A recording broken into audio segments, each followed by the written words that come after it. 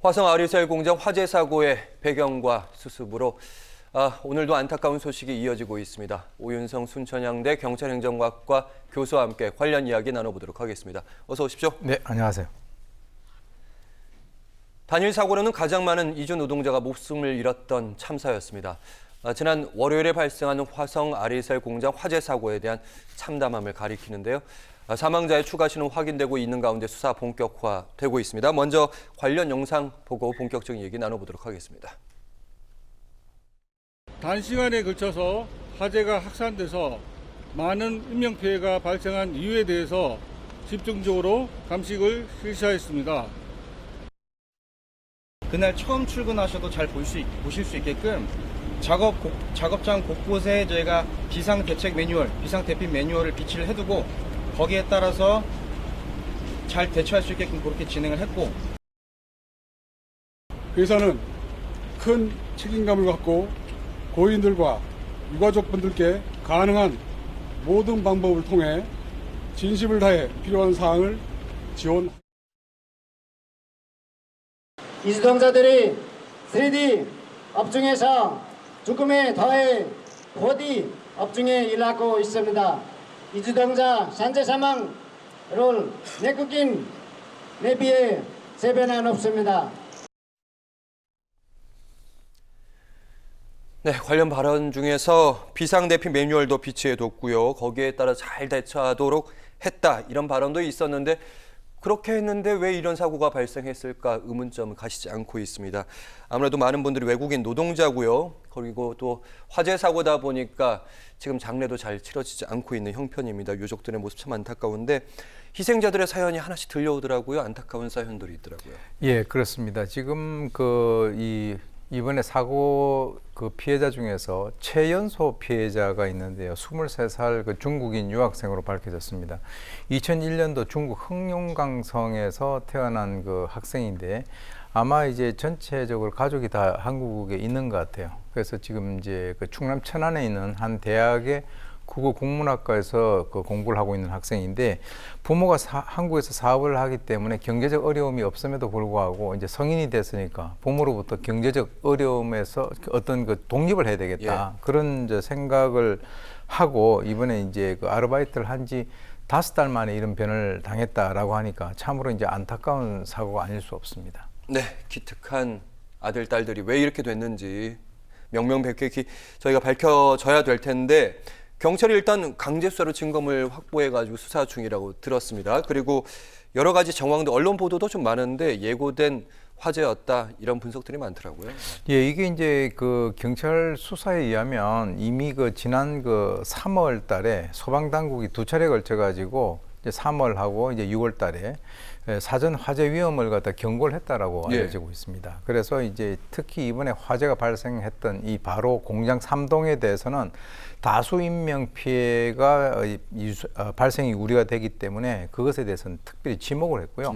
그리고 이제 사고 발생 19일 전인 6월 5일에 화성경찰서 남양 119 안전센터에서 여기 리튬 배터리 업체 아레셀을 방문을 해서 현장 컨설팅을 했다라고 합니다. 예. 그 당시에 이제 이 배터리 생산 공장이기 때문에 연소 우려에 대해서 얘기를 했었고, 특히 이제 이 3동에 대해서 그런 얘기를 했는데 거기는 많은 사람들이 모여서 작업을 하고 있기 때문에 화재가 발생했을 때 대피할 수 있는 요령이라든가 소화기 사용 방법 등에 대해서 직접 교육을 했다라고까지 얘기가 나오는데, 예. 그런 의미로 봤을 때는 이런 사건이 발생될 때마다 늘 나오는 것이 예정된 인재였다. 예. 이런 것과 이제 맥을 같이 하는 것이 아닌가라는 생각이 듭니다. 네. 당시 화재 당시의 CCTV 영상들을 본 분들이 많으실 텐데, 아니 그렇게 교육이 잘 됐으면 그런 화재 진압을 행동을 하거나 아니면 빨리 빠져나가자, 전혀 당황하거나 그런 느낌은 아니었거든요. 예. 그렇습니다. 그래서 이제 실제로 이제 많은 분들의 사망 원인이 전부 다 질식사로 판명이 됐는데, 이제 질식사라고 하는 것은 이제 예를 들어서 이런 사고가 발생이 됐을 때 어디로 대피를 하라라고 하는 이런 어떤 매뉴얼이라든가 이런 훈련들이 제대로 되어 있었더라면 예. 그분들이 이렇게 전부 다 집단으로 피해를 당하지 않을 수 있는 그런 상황이 아니었겠나라는 생각이 듭니다. 네, 저희가 극장만 가도 비난 대피로가 어디 있는지 그렇죠. 예. 그걸 먼저 교육하잖아요. 어렵지 그렇죠. 않잖아요. 저 영화를 갖다가 상영하기 직전에 예. 이제 대피로가 있고 위치가 어디다 다 얘기를 하고 있는데 예. 그래서 나중에 이제 경찰 수사 과정에서 그런 것들도 좀 밝혀져야 될 것으로 봅니다. 네, 알겠습니다. 일단 사고 원인 뭐 한 가지로 단정 짓기는 힘들 텐데 요즘에 많이 나오는 얘기가 이주 노동자의 근무 환경, 그러니까 예전에 말이 위험의 외주화 이런 얘기, 이제 위험이 이제 다른 쪽으로 가고 있다, 이런 언론들의 분석이 많더라고요. 예. 사실 이제 가장 중요한 것이 이번 화재로 사망을 한 그 외국인 근로자들 같은 경우는 이 아리셀이 불법으로 파견을 받았는가 받지 않았는가라고 하는 그것이 굉장히 그 중요한 그 이슈가 되겠습니다. 불법 파견이요? 예, 즉 그렇습니다. 그래서 이제 불법으로 이제 이거 왜 그러냐면 이 파견법 같은 경우는 원래 32개 업종에만 파견 근로를 허용을 하게 돼 있어요. 예. 그래서 이제 제조업 직접 생산 공정의 업무는 파견을 갖다가 금지하도록 돼 있고, 지금 이제 이번 이쪽 그 공장에서 발생됐던 군용 1차 전지 검수하고 포장 이 업무라고 하는 것은 바로 여기 금지에 해당이 된다는 것이죠. 그런데 실제로 이 관련 허가를 피해 가면서 이제 값싼 인력을 갖다가 이용을 하는 그 과정에서 이런 사고가 발생이 된 것이 아닌가, 이런 의혹이 있는데요. 그러나 이제 이 아리셀 측에서는 이걸 갖다 부인을 하고 있습니다. 이 사망한 외국인 이 근로자들의 고용 형태라고 하는 것 자체가 파견이긴 하지만 이들에게 업무 지시를 내린 것은 우리가 아니고 인력을 공급하는 업체인 메이셀에서 했다, 이제 이렇게 예. 얘기를 하고 있거든요. 그런데 이제 실제적으로 이 파견에 해당되는가 해당되지 않는가라고 하는 것이 이제 법과 판례에 의해서 우리가 한번 살펴보게 된다면 계약 명칭이라든가 형식 이런 거에 구애 없이 실질적으로 근로관계에 따라서 판단을 해야 된다라고 하는 것이 이제 그것이 일관성입니다. 그래서 아까 말씀하셨던 이 분야에 있어서의 위험의 외주화라고 하는 것은 사실 이것은 우리 한국 사회의 암울한 미래를 지금 얘기하고 있는 것이 아닌가라고 하는데요. 왜 그러냐면 우리 한국에서는 애를 안 낳아서 점차적으로 인구가 소멸되고 있죠. 예. 그리고 이제 이런 분야에서 일을 하고자 하는 한국인들이 없기 때문에 우리나라의 어떤 그 산업을 유지를 해 나가기 위해서는 뭐 어떻게 보면은 뭐 외국인들의 인력이 없으면은 이게 유지가 되지 않는 그런 상황이기 예. 때문에 이게 어떻게 뭐 앞으로도 이런 상황이 발생될 가능성이 상당히 높아 보인다라고 하는 것이 이제 좀 불행한 점이라고 생각이 듭니다. 네. 어쨌든 이제 많은 분이 희생이 됐습니다. 23명이 사망을 했고 31명이 이제 총 사상자가 있는 건데 부상을 입으신 분들도 있을 거고, 이분들은 어떻게 이제 치료비도 들어갈 거고요. 보상은 어떻게 해야 될 건지 그 문제도 있을 것 같아요. 이 얘기는 안 할 수는 없는 거니까요. 그렇습니다. 이제 사실 뭐 일단 사고는 발생됐고 그 이후에 이제 그 어떤 식으로 대처할 것인가라고 하는 것이 굉장히 중요한 논점이 되겠는데요. 화성의 이 아레셀 공장 같은 경우 현재 280억 상당의 보상보험에 가입이 돼 있습니다.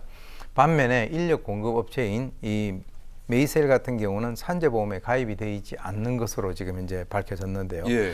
그래서 이제 근로복지공단에서는 이 산재보험하고는 별개로 보상이 가능하다라고 하는 그런 입장을 표명을 했는데, 이 고용부 입장에서는 지금 이제 실사용자가 과연 누구인지를 가려서 그 업주에게 책임을 묻겠다라고 하는데, 글쎄요, 이 보상에 있어서 이것이 굉장히 중요한, 또 이것이 이제 외국인 노동자들이기 때문에 이제 그 해당되는 국가하고의 어떤 그 외교 관계까지도 포함되는 상당히 중요한 이슈가 될 수 있을 것 같습니다. 네.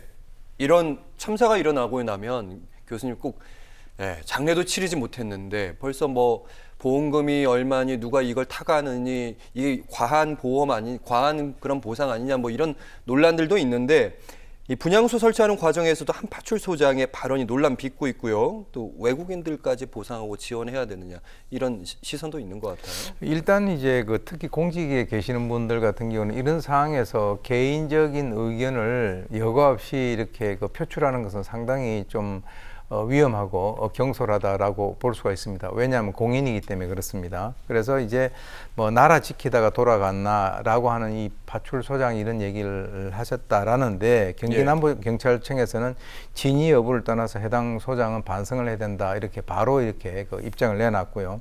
사실 이제 이런 여러 가지 것들, 즉 다시 말해서 중국인들이 뭐 보험금 달라고 아우성 칠 텐데 중국인 죽었는데 우리가 왜 그걸 갖다가 유족 지원을 해야 되냐, 이런 의견들에 대해서는 물론 이런 부분들이 있겠습니다. 그동안에 이제 조선족 동포, 즉 국적이 중국인 사람들이 한국의 가족들을 데려와서 우리 한국의 의료보험 시스템을 거의 마비시키다시피 한 그런 부분들이 있죠. 그렇기 때문에 이런 것과 연관돼서 여론이 상당히 좋지 않은 것은 그것은 별개로 하고 그것은 그것대로 정리 보완을 해야 되지만 예. 그러나 중요한 것은 지금 와서 이런 얘기들은 불필요하거든요. 왜 그러냐면 외국인에 대한 어떤 그 규정이라든가 이런 것들이 명확히 나와 있으면 거기에 따르면 되는 거예요. 그리고 이제 우리나라 같은 경우도 이전에 외국에 가가지고 일을 갖다가 해서 그 돈을 우리 한국에 가져오고 했었거든요. 예. 만약에 우리 한국 사람이 외국에 나갔는데 그 왜 한국 사람들을 갖다가 지원을 하느냐라고 한다면 그것도 우리 한국 사람들이 흥분할 수 있는 그런 부분들이기 때문에 여러 가지를 갖다 좀 고려를 해서 어떤 규정과 그리고 방침에 따라서 프로세싱을 진행을 해 나가면 되는 것이지 이러쿵저러쿵 이 얘기를 하는 것은 별로 우리 국가의 이미지와 국익에도 도움이 안 되는 것 같습니다. 네, 교수님 마지막 말씀이 정답입니다.